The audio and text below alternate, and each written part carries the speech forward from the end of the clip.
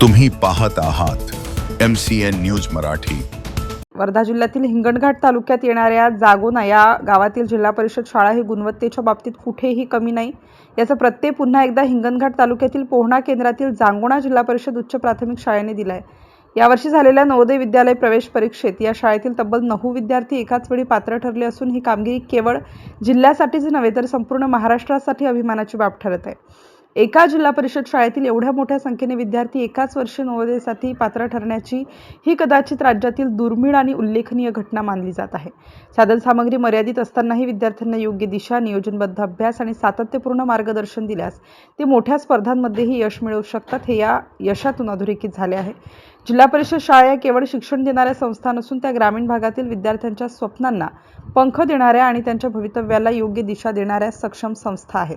हे जांगोणा शाळेच्या यशाने सिद्ध केले आहे। या यशस्वी विद्यार्थ्यांमध्ये तृप्ती गुणवंत गजबे, संस्कृती वेणुदास आत्राम, अवनी संदीप वाघ, गायत्री किसना कावडे, मृणाल अमोल धाडवे, मौर्या सतीश गुरनुले, निकुंज संदीप धाडवे, सुहानी मंगेश राऊत आणि महेश्वरी बंडू भेंडारे यांचा समावेश आहे।